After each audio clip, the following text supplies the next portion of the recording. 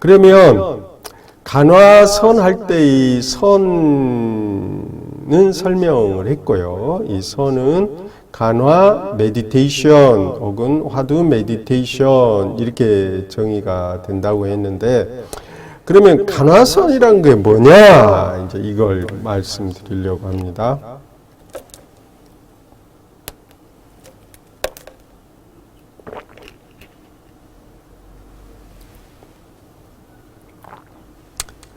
예, 이제 저는 이렇게 정의해요. 궁극적인 질문을 통해서 자신의 본성을 참고하는 문답적 명상이다, 혹은 명상 활동이다. 이렇게 저는 정의를 합니다. 첫 번째, 이 궁극적 질문이다. 화두를 통해서 이렇게 돼 있죠.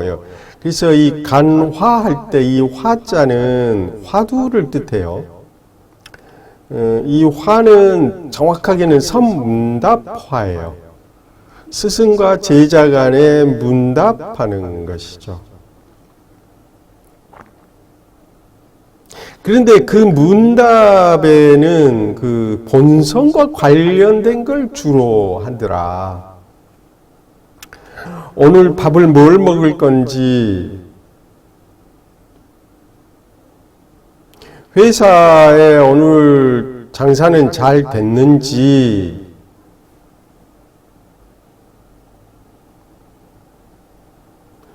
이런 대화가 아니에요. 일상의 대화가 아니고 궁극적인 거다 이 말이에요. 여기서 궁극적 질문이라고 하는 것은, 궁극이라는 말에 일시적이고 방평적인 질문이 아니고 근본적이다, 최종적인 질문을 말해요. 아마 여러분들 이해가 잘 안 되실지 모르겠는데, 그래서 하나의 사례를 이야기할게요. 6조 단경에 나오는 건데,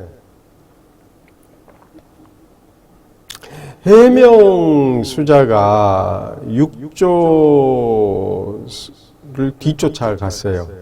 왜냐하면 5조 홍인대사의 법을 6조 해능대사가 계승을 했거든요.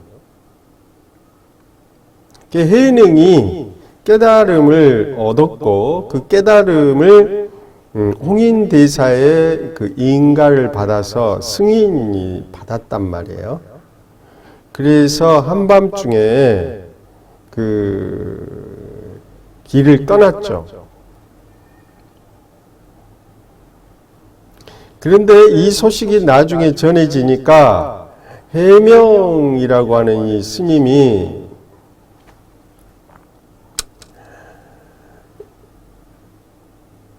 해능, 6조 해능을 뒤쫓았어요. 5조다, 6조다 한 말은 숫자 5고 여섯 번째, 다섯 번째 조사고 여섯 번째 조사다. 그러니까 5조의 후계자로서 여섯 번째 조사로서 호칭이 되니까 6조 해능, 이렇게 이야기하죠. 근데 해능의 뒤를 쫓았는데 그랬죠. 5조 홍인이 너는 나의 후계자고 너는 나의 법을 깨달았다고 해서 그 인가의 한 방식으로 징표로서 가사와 바루를 주었어요. 그래서 그 가사는 스님들이 입는 옷이고 바루는 스님들이 먹는 밥그릇을 말합니다. 의식 그러잖아요. 의식주 할 때 의는 옷이고 식은 먹는 밥을 말하는 거예요. 매우 중요하죠. 아주 그 당나라 때 뭐 한 8세기 이럴 때는 오늘날 우리야 풍요로워서 먹고 마시는 게 굉장히 풍요로운데, 당시 옛날에는 옷을 입고 음식을 먹는 게 매우 어려웠죠. 그리고 그게 매우 중요했습니다. 그래서 해능을 따라서 대유령이라고 하는 큰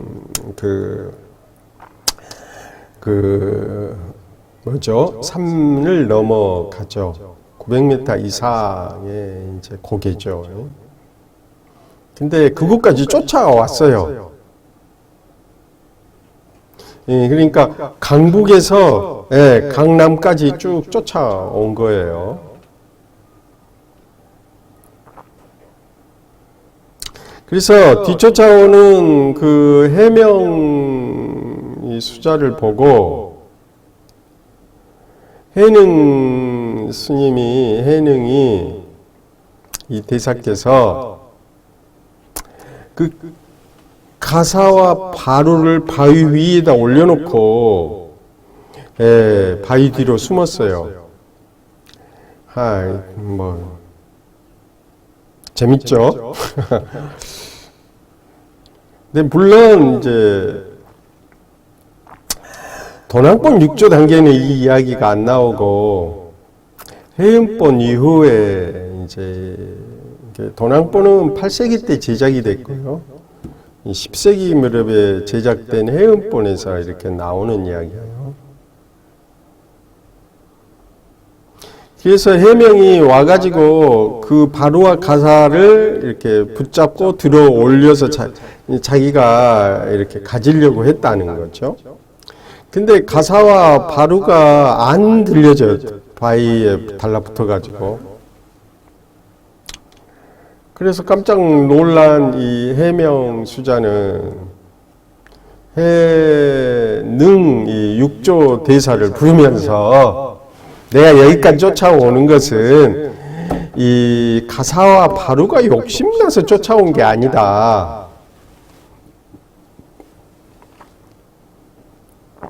사실은 법에 대해서 궁금했고 그 법을 듣고 싶어서 여기까지 쫓아왔다. 도대체 어떤 법을 너는 깨달아서 그렇게 돌아가게 됐나?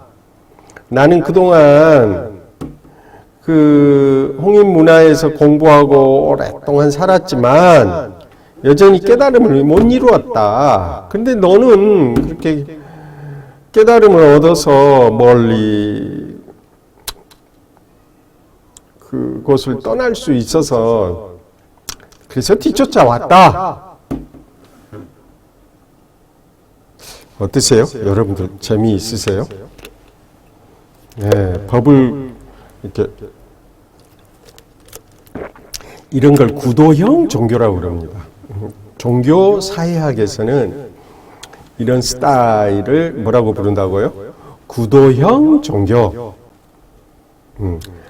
한 군데 모여서 기도합시다. 이것은요, 기도형 종교라고 그러고, 구도형 종교는 스스로 진리를 참고하고 진리를 찾아가는 이런 타입을 말하는 거예요. 그러니까 해능도 깨달음을 얻고 새로운 길을 떠나는 거죠. 그리고 해명수자도 깨달음을 얻기 위해서 진리를 구하기 위해서 이렇게 그 먼 길을 마다하고 가잖아요. 이런 걸 구도형 종교다. 그래서 저는 이 선종이야말로 명상하는 거야말로 구도적인 자세가 반드시 필요하다 이렇게 봅니다. 구도하는 도를 구하고자 하는 이 마음, 도자가 뭐예요? 빨리오는 마가 그러는데 길을 가다 이런 뜻이에요. 어디를 가야 할지, 왜 가야 할지를 모르기 때문에 그것을 찾는 거, 구하는 거, 구할 구자에다가 길도자 쓰죠. 그래서 구도라 이렇게 이야기합니다. 제 강의를 듣는 여러분들도 구도의 길을 가는 과정에서 이제 제 강의를 만난 거라고 보여져요. 제 강의가 여러분들한테 도움이 됐으면 좋겠습니다.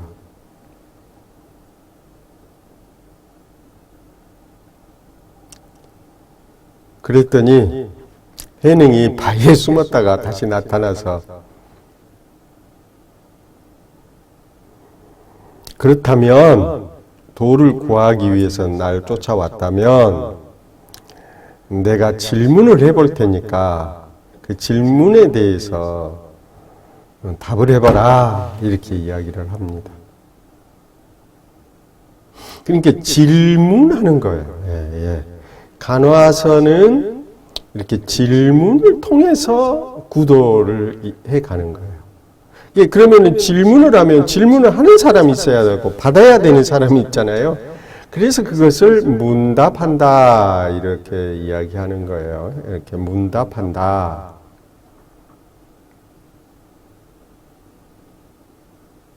그러면 질문 내용이 뭐냐? 자신의 본성과 관련된 거다 이 말이에요.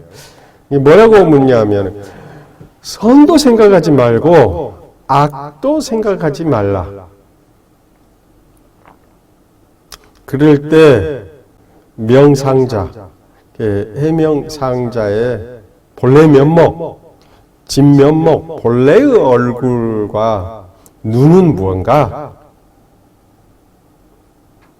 너의 본성이, 당신의 본성이 무엇입니까? 뭘 가리켜서 당신 바로 해명수자라 부를 수 있습니까? 이렇게 질문을 해요. 선도 생각하지 말고 악도 생각하지 마라.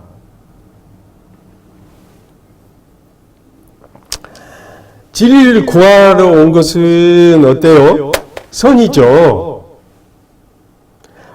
그런데 바로와 가사를 소유하고자 하는 마음은 좋은 생각이 아니죠. 악이죠. 그러면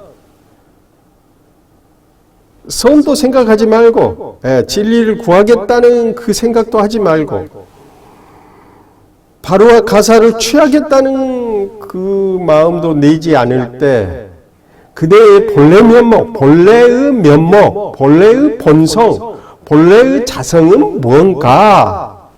이렇게 질문을 딱 던져요. 그러니까 가나서는 반드시 질문이 있는 거죠. 그리고 질문해 주는 사람이 있고 질문을 받는 사람이 있어요. 이런 점에서 교육이다 할 수 있어요. 교육이라는 게 교사가 학생에게 이렇게 질문하는 거예요. 교육에서는 이걸 발문한다 그래요. 질문을 의도적으로 학생의 깨달음을 돕기 위해서 하는 질문, 발문 그래요.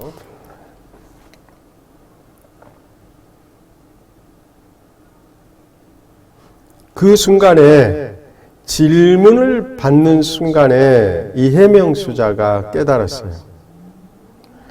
그리고 깨닫고는 너무나 감격을 해서 이 해명수자는 본래 덩치가 엄청 큰 장군 출신이었대요. 반면에 해능은 그렇게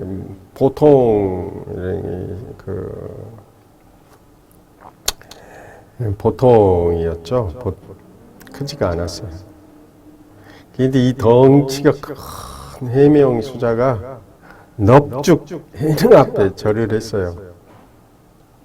아마 나이도 해명수자가 더 많을 거예요. 해명수자가 한 40대 정도 되고 해명은 그렇고 해능은 당시 나이가 학자마다 다른데요.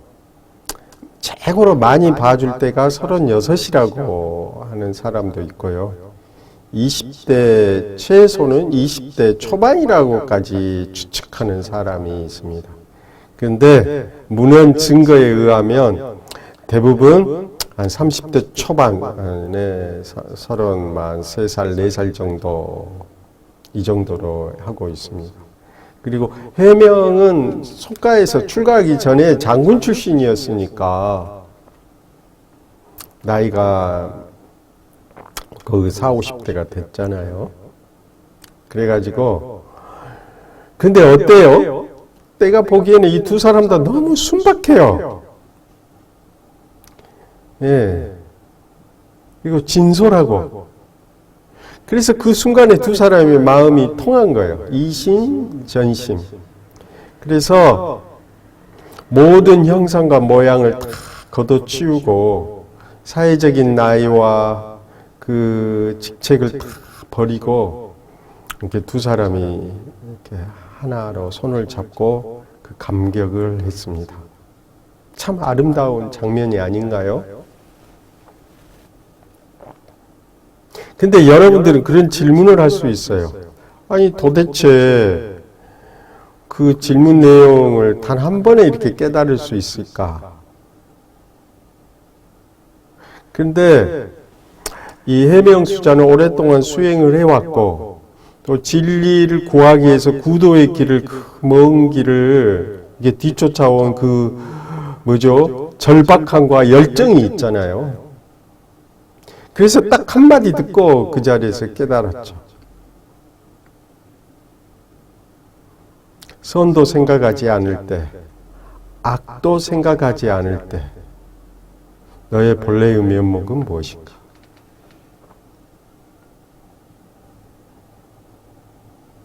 우리의 현 사회를 보면 선, 악으로 나누어서 계속 싸우죠. 정치도 그렇고 가족 내에서 갈등도 그렇습니다. 너는 옳다, 너는 틀렸다. 서로 상대방에게 책임을 추궁하는 경우가 많습니다. 그런데 선도 생각하지 말고 악도 생각하지 않을 때 너의 본래 면목은 뭐냐?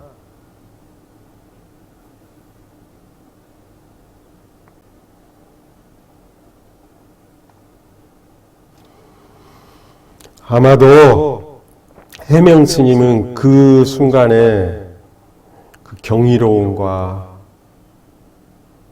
감동과 엄청난 그 환희 속에서 깨달음을 얻었어요. 근데 만약에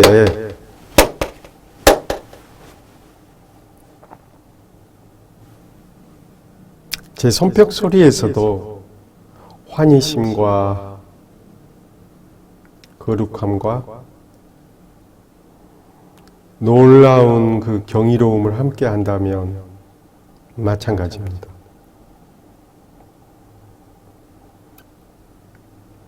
이 속에서 불처의 마음을 깨닫고 부처의 본성을 깨닫는 것이며 우리의 본성에 도달한 겁니다.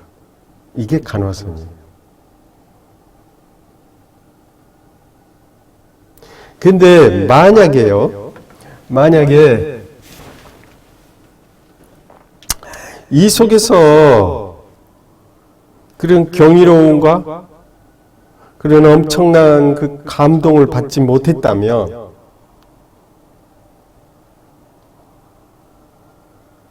먹먹하고 갑갑하고 안절부절하고 어떻게 대답해야 할지 온몸에서 땀이 주르륵 났다면 계속 공부를 하셔야 됩니다. 악도 생각하지 말고 성공할 선도 생각하지 않을 때 너의 본래 면목은 무엇인가? 이놈이 무엇인가?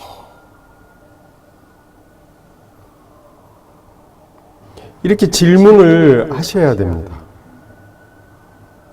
이게 앞에서 했던 그 문답, 스승과 제자의 교사와 학생의 문답은 선문답이라고 그러고 성과 관련된 우리의 본성과 관련된 문답인 거죠. 그리고 후자는 이 질문 속에서 아이고 뭐가 나의 본성이지?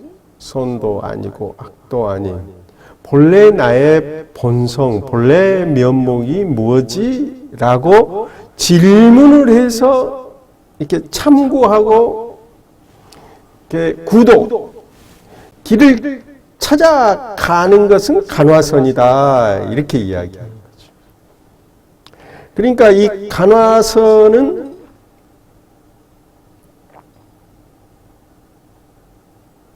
질문이 핵심입니다. 근데 이 질문을 어떤 사람은 공안이라고 그러고 어떤 사람은 화두라고 이야기해요.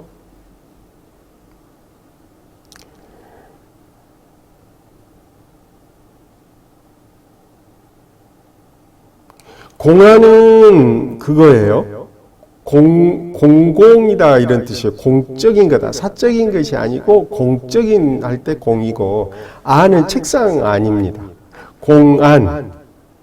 그래서 공안이라는 말은 그 재판장에서 그 판사가 죄인을 심리해서 형을 판단할 때 사용하는 공적인 책상을 공안이다 이렇게 부르는 거고, 화두는 화 이야기의 머리 두자를 써요. 화두는 이야기의 머리다, 핵심이다, 키워드다 이렇게 해석이 돼요. 근데 중국어에서 두자는요, 전미어로 써서 보통 해석을 안 할 때가 많습니다. 그래서 이야기의 핵심, 궁극적인 질문인 거죠. 너는 누구냐?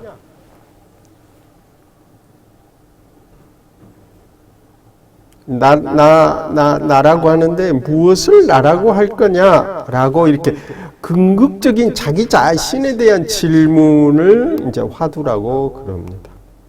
그러니까 공안은 그 선문답인 거죠.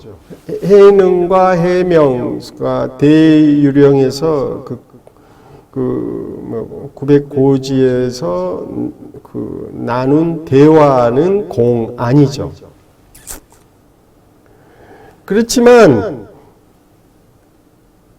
선도 생각하지 말고 악도 생각하지 않을 때 무엇이 나일까라고, 그것이 나의 문제가 되고 그냥 흘러간 노래가 아니고 나의 그 마음에 이렇게 콱 박혀서 잊을래야 잊을 수 없이 나도 모르게 나의 문제를 이렇게 질문할 때, 고민을 할 때, 이때는 화두다 이렇게 구분해서 부릅니다. 그래서 애부터 이 공안, 문답은 나하고 관계없이 이렇게 1700공안이다 라고 해서 이 당송대에 이루어진 이런 케이스, 이런 공안집이 따로 있는 거죠. 근데 이 1700개가 다 나한테 의미가 있는 건 아니거든. 특별하게 나한테 내 삶에 이렇게 깊숙하게 박혀서 내가 질문하지 않을래야 않을 수 없는 문제를 화두다 이렇게 구분해서 부르죠.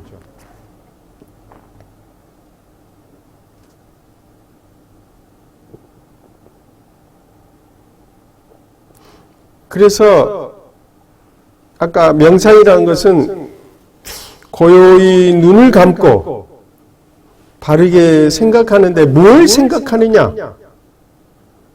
그것은 이 해명수자 같은 경우는 선도 생각하지 말고 악도 생각하지 않을 때 뭐가 나지? 뭐가 나의 본래 면목이지? 이렇게 자기를 되돌려서 이렇게 자기 자신한테 이렇게 질문을 던지는 거죠. 그러니까 이것도 명상이죠. 왜냐하면 명상은 고요하게 눈을 감고 앉아서 바르게 사유하는 건데 뭘 바르게 사유하느냐? 궁극적인 이 화두 질문을 한다. 근데 이 화두는 스승이 만나서 교사가 학생한테 해준 걸 발문이라고 그랬잖아요. 스승이 제자한테 이렇게 질문을, 문답을 해주는 거죠. 그러니까 간화서는 스승과 제자의 문답인 거예요. 그러니까 이 문답이 매우 중요하죠. 이 문답 속에서 질문이 일어나고 질문을 통해서 이렇게 참고 간하는 거죠. 간자는 볼 간이잖아요. 자세하게 참고하다 이런 간이에요.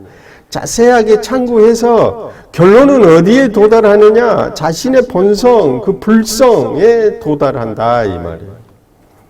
그러면 도달했는지 안 했는지를 다시 스승에게 확인을 받아야 돼요. 그런 것을 인가받는다 그러는 거죠.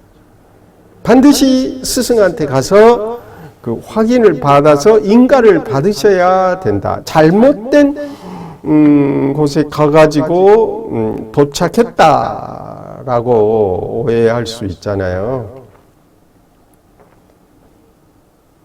여기 간화서는 그래서 자기 본성에 관한 자기 스스로 이렇게 궁극적인 질문이죠. 그렇다 보니까 어렵다고 해 사람들이. 현실 문제도 아니고 심리적인 선악의 문제도 아니고 별개의 문제예요. 별개의 문제라기보다도 이것은 정확하게 말하면 이 불성의 문제인 거예요. 우리의 본성. 그러니까 세계보건기구에서 WHO에서는 이 인간의 건강을 몸 건강, 마음 건강, 사회 건강, 영성 건강, 스피리추얼들이 영성 측면, 물질적 측면, 심리적 측면, 소셜 어스펙트, 소셜 사회적인 그 어빌리티, 능력, 그리고 스피리추얼 어스펙트, 영적 능력, 이 네 가지가 그 건강해야 된다. 이게 건강의 영역으로 이 네 가지인데 마지막에 이 스피리추얼러티, 이 영적 건강이죠. 그러니까 간화서는 어디에 해당되냐면 이 영적 건강에 해당됩니다. 근데 사람들은 몸, 마음, 사회 이 세 가지 몸 건강, 마음 건강, 사회 건강은 눈으로 잘 보이죠. 근데 영적 부분은 눈에 잘 안 보이고 이렇게 그래서 어렵다고 그래요. 해명수자가 그 해능으로부터 질문을 받는 순간에 그 경이로움과 엄청난 그 환희심과 그 감격스러움을 느꼈잖아요. 그게 영적 그 어빌리티입니다. 영적 스피리추얼러티. 이 스피리추얼러티는 영적 깨달음은 그렇게 찾아오는 거예요. 온 세상이 찬란하고 내 안에서 깊은 충격처럼 찾아오는 겁니다. 그리고 그것은 거룩함이고 그것은 고귀함이고 그것은 성스러움으로 경험이 됩니다.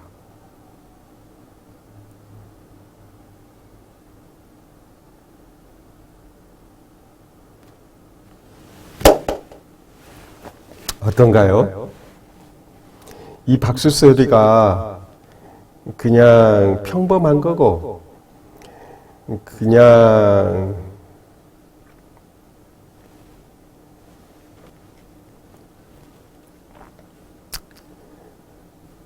지나가는 소리에 불과하고 그리고 늘 들었던 소리이고 익숙한 거고 그러면 그건 영적 경험이 아닙니다. 그것은 머리로 논리적으로 그 컨셉추얼라이제이션, 그 개념화된 그런 이해예요.